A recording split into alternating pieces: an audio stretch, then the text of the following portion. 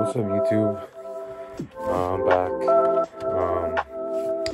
So I was actually in the middle of doing my homework, and I kind of realized something. A big part of my life that I don't think I've shared with YouTube yet, or with Instagram. I was supposed on Instagram. I need to start posting more on Instagram. But is these cards, just standard, poker type, but these are a little different. So I'm involved, and I like to call myself a cardist in the cardistry community. And so basically, what cardistry is how I was explained it. I forget who explained it to me. Was juggling with cards, and just to demonstrate. So, well, just to give a history. So everyone knows magic, right? So like I can do magic. Like what's it? So like this is gonna look bad on camera, but it's like a 6, right? 6 of diamonds, and then you can just go like this, and then it becomes a 6 of hearts, right? That's magic. And magic is okay. I know some tricks. I've made some tricks, but cardistry is different. Cardistry is the juggling of cards, and it started from magic, where magicians used certain flourishes to make their magic look either more impressive or look more magical. So a very basic flourish is just a thumb fan, which is just oh my god, these cards are old. Bro, hold on. Okay, I mean, that's a thumb fan. I might need such cards. But, and then you'd be like, hey, pick card, and then you'd pick card. Like, whatever. There's a thing called La Pa spread, which is like this. And then you can show every card like that.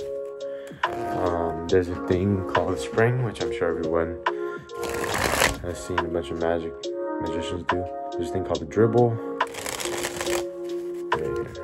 Better if I do it like this.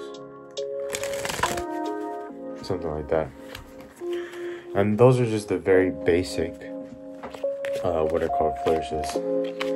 And the two guys that really made cardistry like a thing and gave it the name, that name was two people called Dan and Dave Buck. And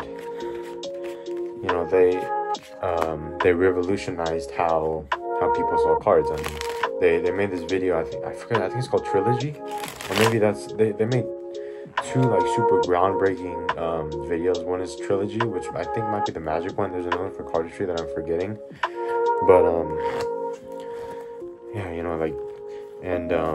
I first learned about I think I've always had a deck of cards like in my hand, like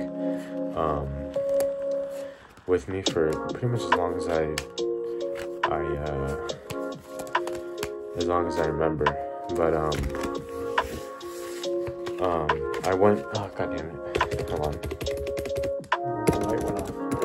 Okay, but I got introduced to cardistry from a YouTuber called Chris Ramsey, who is like a magician, and he made a video called like the craziest cardistry on Instagram or something like that, and he just showed a bunch of cardists doing like crazy moves. Like I know who did he show? Heath, what's his name? Noel Heath. Yeah, he saw Noel Heath do Nirvana, and he was like, yo, what, like, that's so crazy. And like when I saw that for the first time, I was like, yo, what is that? I need to learn it. And I never learned it. But and this was like when I was like 7 or something. And but it took me a while to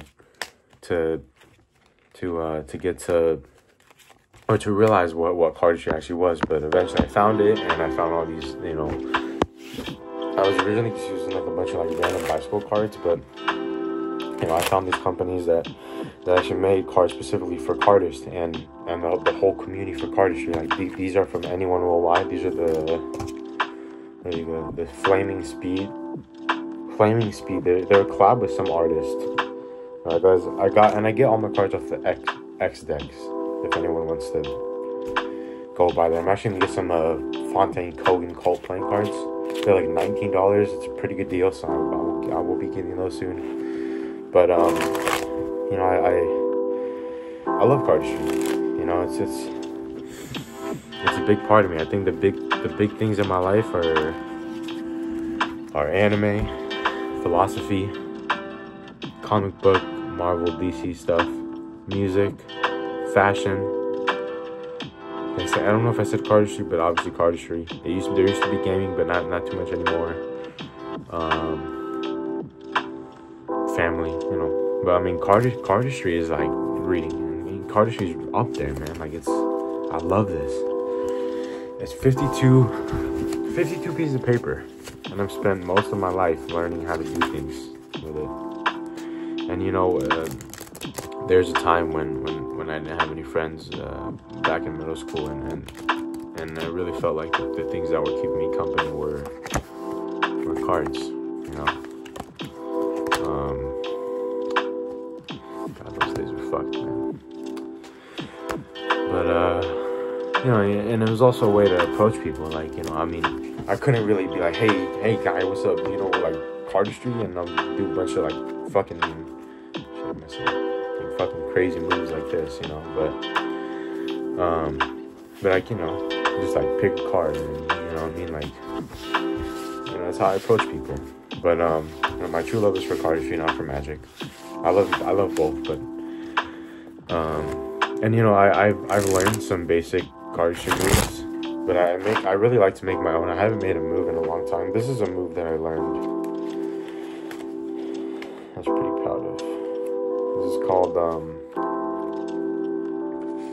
This is called like Row. No, not Row. It's like Flourish or something. By Zach Mueller, the creator of Fontaine. I forgot what he called this. I forgot what he called this one. But yeah, so it's like that.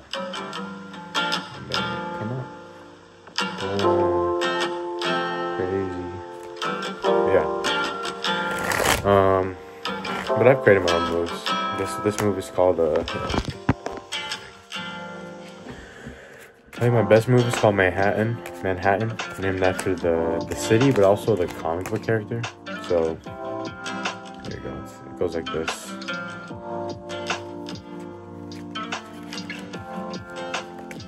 There you go. And I dropped the card, but you know, we'll do it again. Try to get it. There you go. That's a good one. I have other moves. It's called Two-Face. You can't really see that well. Let me try it again. Come here. Yeah, you can't really see it well. You get the concept though. And you know, I think my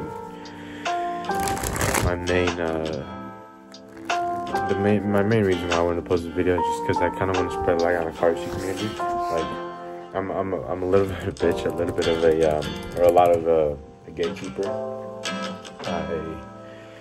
You know, especially with things I love that are kind of niche. Like, you know, I remember anime used to be super niche, and I kind of still try to gatekeep it. You know, when I see like these new anime fans are like, you know, they don't know shit. They're talking about like, you know, like, oh, fucking, you know, like Solo Leveling is the fucking best anime ever made, and you know, they've never even heard of like a Trigun or a Fully Cooley. I don't know why I said Trigun. I think it's just one of the oldest anime I can think of. But Trigun is amazing, obviously. But back to cards. You know, I love them. They're probably my favorite thing. I carry them everywhere I go with me. If you ever spot me in public, you 5 fans. So that was good. You'll see me with my cards, my wallet, my keys, and my phone, and my glasses because I'm blind. I'm nearsighted. But yeah, I always have my cards. I love them. I don't usually take them out too much, and when I'm in school, just because I'm busy with like school shit. But it's just comforting to have them. I just love them so much. They just, you know, you can be company. And And I'll always have cards, even when I'm fucking 70 years old, hopefully with a bad bitch wife. But this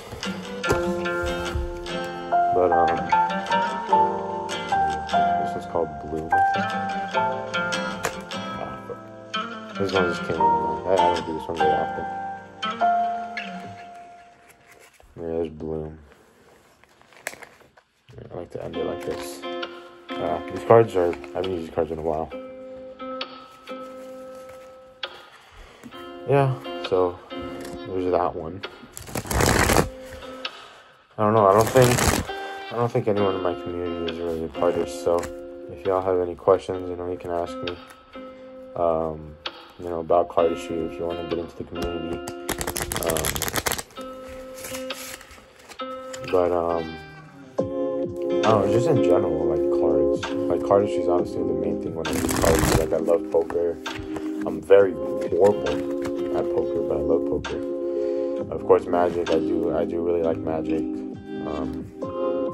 don't know. It's really just card games. There's another one. It's called the 5 of a Kind. That's what I called it. Let me get another one because I'm just kind of bad. There we go. That's a clean one. That's your display. You know. And then here's the extended version.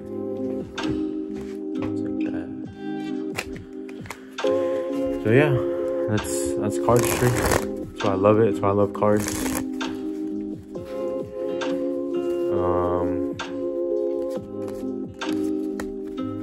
Yeah, you know. Yeah, I'll do one mag trick, just something right. So like I can just go like this, right, and then just go wherever, right here. I'll just stop here, whatever. And I can tell this card. I haven't looked at it. I can tell it's there's an 8 of clubs. See if I'm right. There you go, I'm right. But yeah, you know, cardistry, poker, Magic. You know, yeah. I love cards, man. That's how it be. Oh, and to shout out some, if anyone is interested in cardistry and wants to start learning about it or just watching some videos, I recommend the videos, dude. Some of so cardistry, it's really it's an art, obviously art, but it's a like photography, like video making. I was just watching, so obviously Fontaine cards, put that on YouTube. My favorite video is Bliss Cardistry by Sage 2022. Some of the crazy, by the way, one of the craziest fits as well. That guy has such a crazy fit, it's just amazing, super, you know, out there, like super forward thinking fit. A little bit of a fashion guy, you know. I got the babe. Come on, bringing it back. Yeah, you know. But no, stop. Shout out to my boy Jackson, who you are. You got me the shirt, man. I love you. Good homie. You're my brother. Literally. I mean, nah, but yeah, I mean, that video Bliss is so crazy. He does a move called, like, jump scare. It's crazy. Like, he has a card and, like, pops out, like, in front of you. Like, pop, like that. But, like, you gotta watch it. If you ever want to buy cards, X-Dex, just type in X-Dex cards, I guess, and it'll come up. To start out, you don't want to buy a super expensive. I think these were like $15, which is not that much. Usually cards are around 20. You want to stay away from those like those Theory 11 decks with the superheroes on them, and like ones with like the Beatles and stuff, or like those super, like when the boxes are super intricate and they go out like this. Like, you know what I'm talking. Like, you don't get those. Just get, you know, probably just for the first one, get like bicycle cards, and then once if you like it, if you want to continue your stuff, then, you know, anyone will whine for these. Fontaine, look them up. Missing playing cards are really good as well.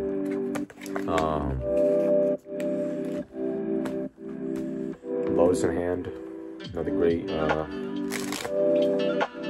brand. What else? I don't know. I mean, there's a lot. Just, you know, go out there and look. But yeah, you know, make sure if you get them, you're gonna start caring a lot about like manufacturing and like where the cards come from, because a lot of the cards feel a lot different. Like these are called thin crushed with that bubble finish, right? So the thin crust makes them a lot thinner than a normal deck of cards. They're thin, obviously individual, which means you can do things like this, and they just kind of handle better. And this is the bubble finish. I totally forgot what it's called. I don't even think you can see it on the camera.